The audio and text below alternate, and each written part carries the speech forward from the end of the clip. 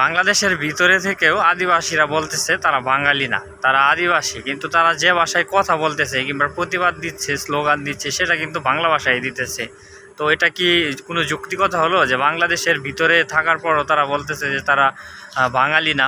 আরেকটা বিষয় খেয়াল করবেন, তারা বলতেছে যে পাহাড় থেকে সেনা শাসন তুলে নেওয়ার জন্য। বাংলাদেশের এমন কোনো জনগণ আছে যে তারা চায় সেখানে সেনাবাহিনী থাকবে না, সেফটি থাকবে না?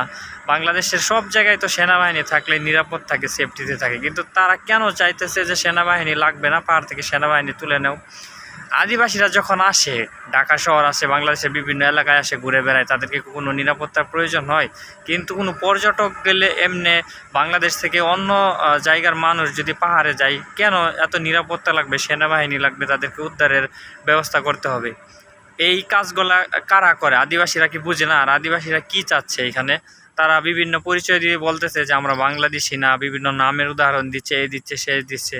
ভাই, 1971 সালে দেশ স্বাধীন হয়েছে, এইখানে যারা থাকবে এই দেশে সবাই বাঙালি, এই কথাটা মাথায় রাখতে হবে। আর সেনাবাহিনীকে অবশ্যই রেসপেক্ট করতে হবে। বাংলাদেশের সেনাবাহিনী এমন একটা সুশৃঙ্খল বাহিনী, সেনাবাহিনীকে দেখলে আমাদের সবাই মন শান্ত হয়ে যায়, এবং সেনাবাহিনীর উপর আমাদের অগাধ বিশ্বাস, ভালোবাসা রয়েছে। তাই সেনাবাহিনীকে যারা অপসারণ চায়, যে সেনাবাহিনী লাগবে না, তাদের আসলেই উগ্রবাদী, তারা এই পাহাড়ের শান্তি চায় না। আরেকটা বিষয়, যে দেশের ভিতরে থেকে তারা চায় একটা আলাদা রাষ্ট্র তৈরি করতে। এটা কি সম্ভব যে কিছু ভাষা দিয়ে আলাদা দেশ ভাবে, পাহাড় ভাবে এটা করা সম্ভব? না। যারা বাংলাদেশের ভিতরে আছেন অবশ্যই তারা বাংলাদেশি, এবং ওইখানে সেনাবাহিনী থাকবে শান্তি শৃঙ্খলার জন্য। আর কিছু কিছু লোক আছে যারা বাংলা ভাষায় প্রতিবাদ করে বলছে যে আমরা বাঙালি না। ভাই, আপনি বাংলাদেশের ভিতরে আছেন, তা আপনি তো অবশ্যই বাঙালি। আপনার হতে পারে কিছু ভাষাগত রীতিনীতি পার্থক্য থাকতে পারে, তাই বলে কি আপনি বাঙালি না? তা বাঙালি না, আপনি কোন দেশের, কই থেকে এসেছেন, কিভাবে আপনার জন্ম হয়েছে, সেগুলো বলেন, সবাই জানুক।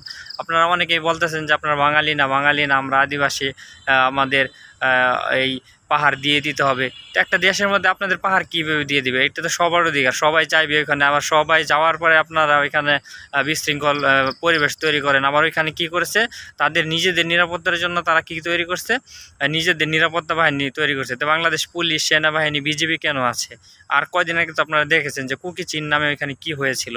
তারা চাচ্ছে যে পাহাড়ে একটা বিশৃঙ্খলা তৈরি করতে। যারা এই পাহাড়ে বিশৃঙ্খলা, উগ্রবাদ তৈরি করতে চাচ্ছেন, তাদের কিন্তু এই কাজটা মোটেও ঠিক করছেন না। যদি এরকম চিন্তাভাবনা করে থাকেন, তো এই চিন্তাভাবনা থেকে কিন্তু বাদ দেন। আর আপনারা দেশের ভিতর যারা আছেন সবাই অবশ্যই বাঙালি, বাংলা ভাষায় কথা বলেন, কিন্তু এই বাংলা ভাষায় কথা বলেও যারা নিজেদেরকে বাঙালি দাবি না করেন, তারা হচ্ছে নিতান্তই কি বলবো, যে বোকামি ছাড়া আর কিছুই না। আপনারা চাচ্ছেন একটা খারাপ পরিবেশ তৈরি করতে, অস্থিতিশীল পরিবেশ তৈরি করতে। বাংলাদেশের ভূখণ্ডের ভিতরে যারা আছেন তারা সবাই বাঙালি, এই কথাটা মাথায় রাখবেন।